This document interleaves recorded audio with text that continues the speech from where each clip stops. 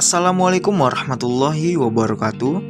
Kami dari kelompok 5 akan membahas mengenai model Z-Score, model Springate, model Z-Mi Jueski, dan model Grover pada PT Electronic City Indonesia Tbk periode 2016 sampai dengan 2019. Mata kuliah Analisis Laporan Keuangan, dosen pengampu Bapak Zul Asmi SE MSI AKCA CSRS, Prodi Akuntansi, Fakultas Ekonomi dan Bisnis, Universitas Muhammadiyah Riau. Berikut anggota kami: Dion Oktamade, Perina Ramajihan, Syafrianda,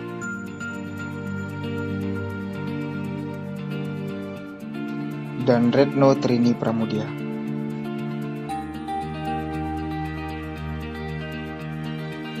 Sebelum itu, teman-teman harus tahu dulu apa itu PT Electronic City Indonesia Tbk. PT Electronic City Indonesia Tbk merupakan salah satu dari pelopor perusahaan retail produk elektronik modern di Indonesia. Berdiri sejak tahun 2001 dan membuka toko stand-alone sekaligus toko pertama di Sudirman Central Business District. PT Electronic City Indonesia Tbk memperluas jaringan toko di luar Jabodetabek dengan membuka toko pertama di Denpasar di tahun 2004 dan di Sumatera Utara yang terletak di Medan pada tahun 2007. Electronic City menawarkan produk yang beragam dalam 4 kategori utama, yaitu audio-video, peralatan rumah tangga, IT, telepon seluler, dan kamera atau peralatan kantor. Saya akan menjelaskan model yang pertama, yaitu model Z-Score.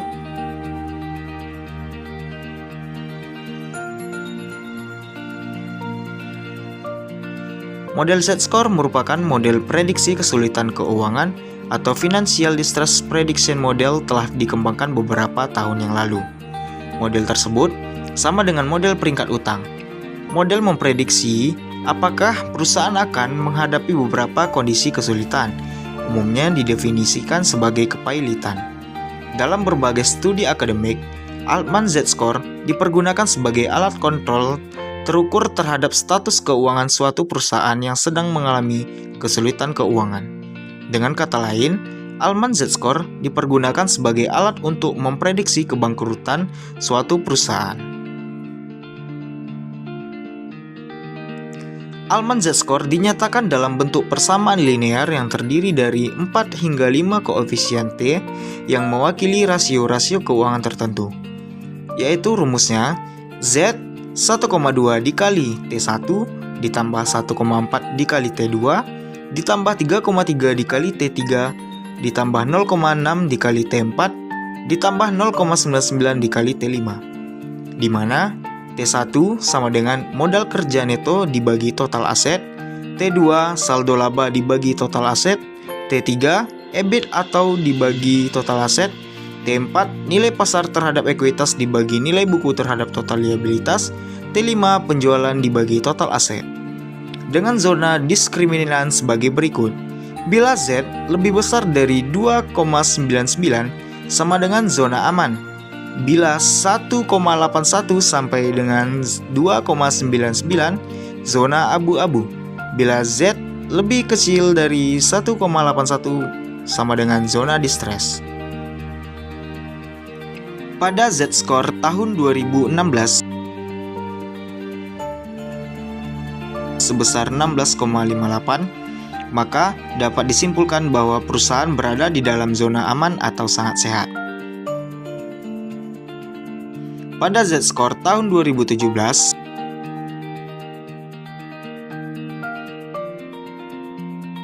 besar 14,82, maka dapat disimpulkan bahwa perusahaan berada di dalam zona aman atau sangat sehat.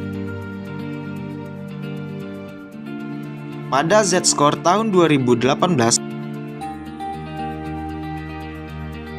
sebesar 5,10, maka dapat disimpulkan bahwa perusahaan berada di dalam zona aman atau sehat. Pada Z-Score tahun 2019 sebesar 4,81, maka dapat disimpulkan bahwa perusahaan berada di dalam zona aman atau sehat. Model Springnet. Untuk Springnet tahun 2016 PT ECI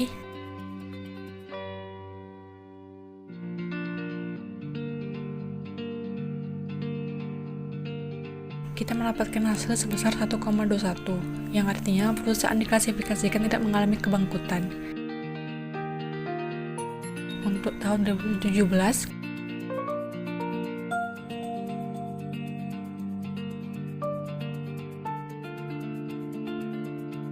kita mendapatkan hasil sebesar 1,10, yang artinya perusahaan diklasifikasikan tidak mengalami kebangkrutan.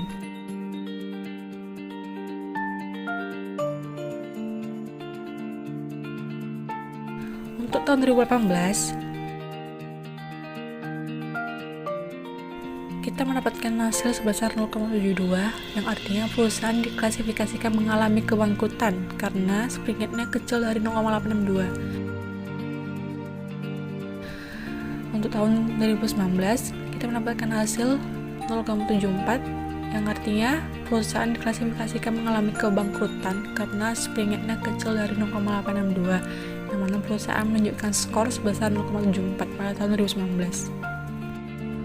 Oke, selanjutnya model ZMIC WSKI. Coba kita lihat pada tabel tahun 2016. Di sini perusahaan tidak berpotensi mengalami financial distress karena skor ZMIC WSKI yang diperoleh lebih kecil dari 0, yaitu minus 3,87. Pada tabel selanjutnya, yaitu tabel tahun 2017, itu datanya hampir sama. Di sini perusahaan tidak berpotensi mengalami financial distress karena skor ZMIC WSKI yang diperoleh lebih kecil dari 0, yaitu minus 3,73. Dan pada tahun 2018,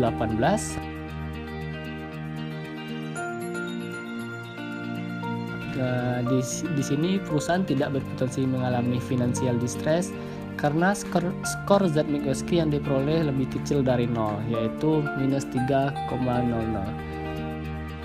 Dan pada tabel terakhir, yaitu pada tabel tahun 2019, di sini perusahaan tidak berpotensi mengalami financial distress karena skor ZMIC WSKI yang diperoleh lebih kecil dari 0, yaitu minus 2,94. Saya akan menjelaskan tentang model Grover.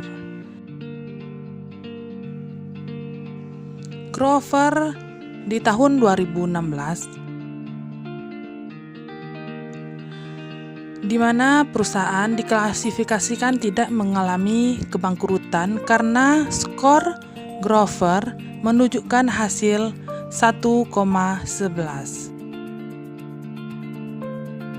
Di tahun 2017,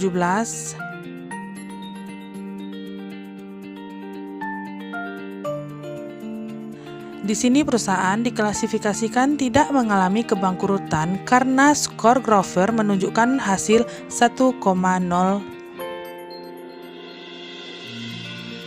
Grover di tahun 2018,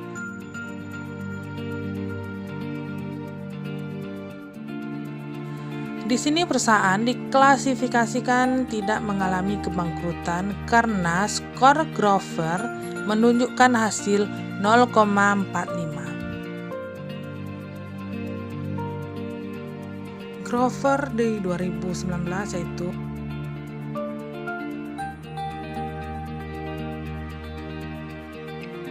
di sini perusahaan diklasifikasikan tidak mengalami kebangkrutan karena skor Grover menunjukkan hasil 0,46.